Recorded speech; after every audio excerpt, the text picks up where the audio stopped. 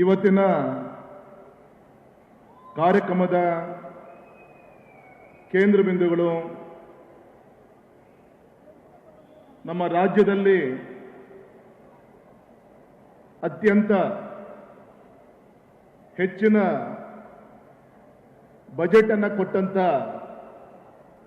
ದಾಖಲೆಯ ಬಜೆಟ್ಗಳನ್ನು ಕೊಟ್ಟಂತ ನಾಡಿನ ಗೌರವಾನ್ವಿತ ಮುಖ್ಯಮಂತ್ರಿಗಳಂತ ಸನ್ಮಾನಿತ ಸಿದ್ದರಾಮಯ್ಯನವರಿಗೆ ನಮಸ್ಕಾರವನ್ನು ತಿಳಿಸ್ತಾ,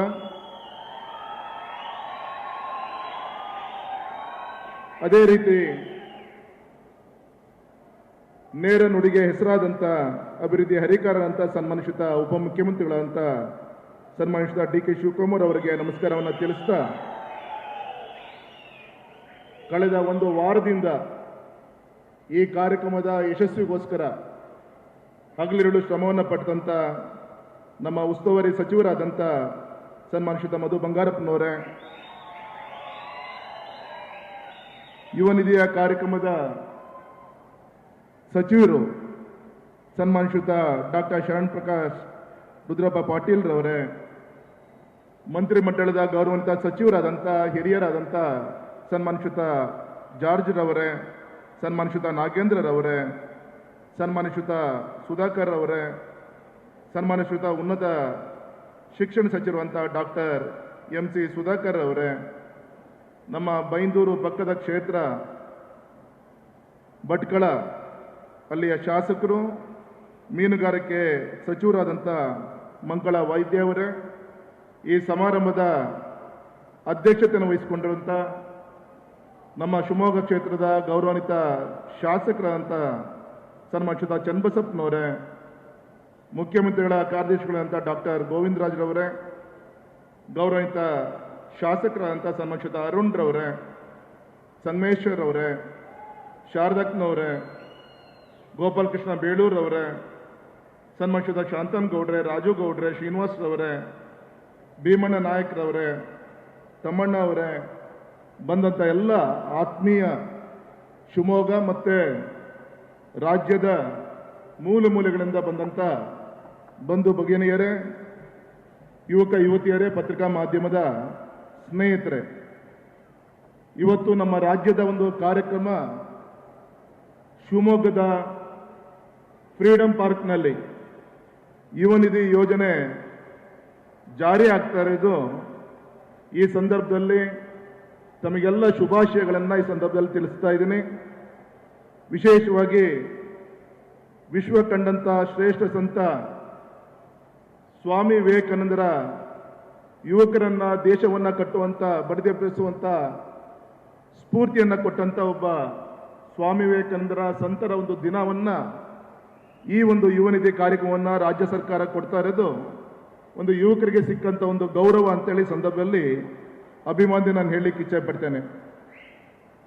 ಇಡೀ ನಮ್ಮ ಪ್ರಪಂಚದಲ್ಲಿ ಹೆಚ್ಚಿನ ಒಂದು ಯುವ ಶಕ್ತಿಯನ್ನು ಹೊಂದಿರುವಂಥ ದೇಶ ಒಂದು ಭಾರತ ದೇಶ. ಯುವ ಶಕ್ತಿಗೆ ಎಲ್ಲ ರೀತಿಯಂಥ ಶಕ್ತಿಯನ್ನು ತುಂಬಬೇಕಾಗಿರೋದು ಆ ಒಂದು ಸಂದರ್ಭದ ಸರ್ಕಾರದ ಒಂದು ಕರ್ತವ್ಯ. ಗೌರವಾನ್ವಿತ ಮುಖ್ಯಮಂತ್ರಿಗಳ ಒಂದು ನೇತೃತ್ವದಲ್ಲಿ ರಾಜ್ಯ ಸರ್ಕಾರ ನಮ್ಮ ನಿರುದ್ಯೋಗಿ ಯುವಕರಿಗೆ ಆರ್ಥಿಕ ಚೈತನ್ಯವನ್ನು ನೀಡ್ತಾ ಇರೋದು ಒಂದು ಹೆಮ್ಮೆಯ ವಿಚಾರ ಅಂತೇಳಿ ಈ ಸಂದರ್ಭದಲ್ಲಿ ಅಭಿಮಾನಿ ನಾನು ಹೇಳಲಿಕ್ಕೆ ಇಚ್ಛೆ ಪಡ್ತೇನೆ. ಆದರೆ ಒಂದು ಮಾತನ್ನು ಹೇಳ್ತಾರೆ, ನಿರುದ್ಯೋಗಿ ಯುವಕರ ಒಂದು ಕೈಗೆ ಮೀನಿನ ಒಂದು ಬಲೆಯನ್ನು ಕೊಡೋದ್ರ ಜೊತೆಗೆ ಮೀನನ್ನು ಹಿಡಿಯೋದನ್ನು ಹೇಗೆ ಅಂತೇಳಿ ಹೇಳ್ಕೊಡ್ಬೇಕಾಗಿರೋದು ಕೂಡ ನಮ್ಮೆಲ್ಲರ ಒಂದು ಕರ್ತವ್ಯ. ಆ ದಿಕ್ಕಲ್ಲಿ ಕೇಂದ್ರ ಸರ್ಕಾರ ಮತ್ತು ರಾಜ್ಯ ಸರ್ಕಾರ ಕೌಶಲ್ಯ ಅಭಿವೃದ್ಧಿ ಮುಖಾಂತರ, ಸ್ಕಿಲ್ ಡೆವಲಪ್ಮೆಂಟ್ ಮುಖಾಂತರ ಅನೇಕ ಯೋಜನೆಗಳನ್ನು ಯುವ ಶಕ್ತಿಗೆ ಮುಟ್ಟಿಸುವಂಥ ಒಂದು ಪ್ರಯತ್ನವನ್ನು ಮಾಡ್ತಾ ಇದ್ದಾರೆ. ಹಾಗಾಗಿ ನಾವೆಲ್ಲರೂ ಕೂಡ ಸಂಬಂಧಪಟ್ಟಂಥ ವೆಬ್ಸೈಟ್ಗಳಿಗೆ ಹೋಗಿ ಡೌನ್ಲೋಡ್ ಮಾಡಿಕೊಂಡು ಆ ವಿಚಾರಗಳನ್ನು ನಮ್ಮ ಯುವ ಶಕ್ತಿ ತಿಳ್ಕೊಂಡು ಸದುಪಯೋಗವನ್ನು ಪಡೆದುಕೊಂಡಾಗ ಮಾತ್ರ ಈ ಒಂದು ಕಾರ್ಯಕ್ರಮವನ್ನು ಜಾರಿಗೆ ತಂದಿದ್ದು ಸಾರ್ಥಕ ಆಗುತ್ತೆ.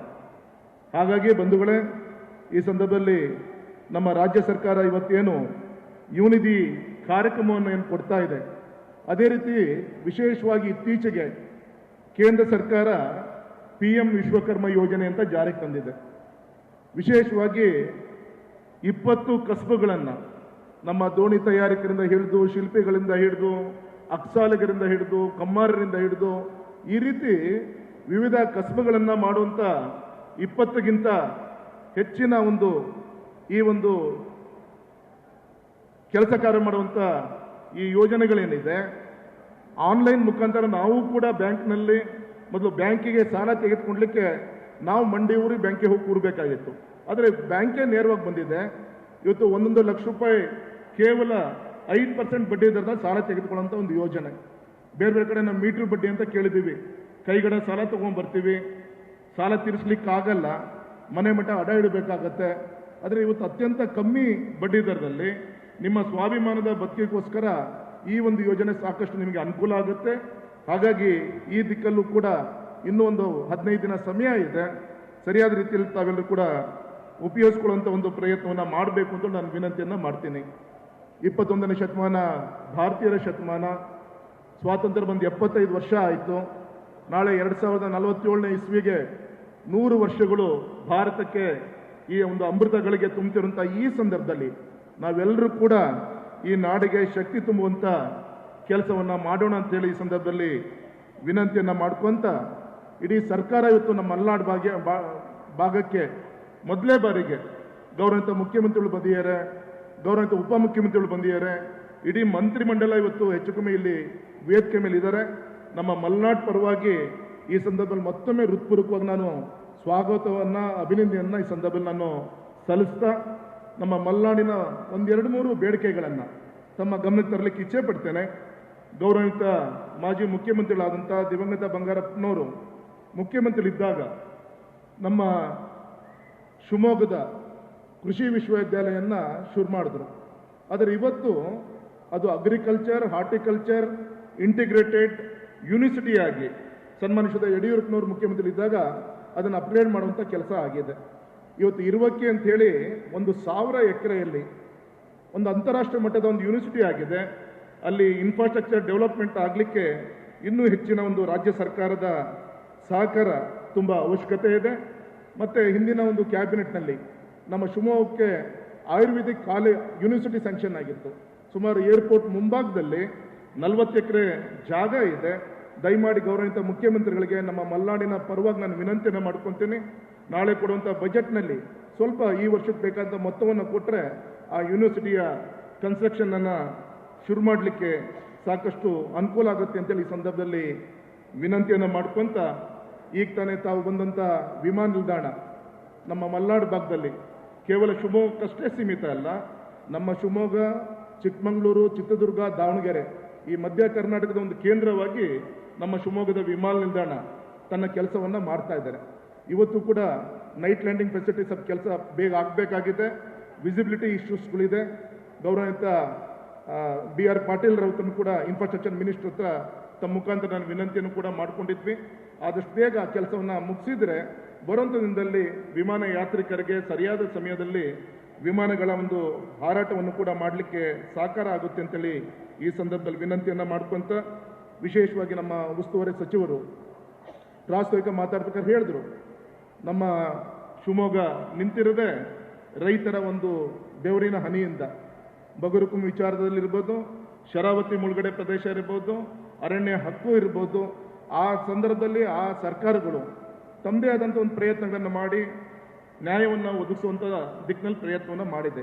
ಆದರೆ ಇನ್ನೂ ಮುಟ್ಟಬೇಕಾದಂಥ ಆ ಫಲಾನುಭವಿಗಳಿಗೆ, ಆ ರೈತನಿಗೆ ಇನ್ನೂ ಸವಲತ್ತು ಕೂಡ ಮುಟ್ಟುವಂಥ ದಿಕ್ಕಿನಲ್ಲಿ ಹಿನ್ನಡೆ ಆಗಿದೆ.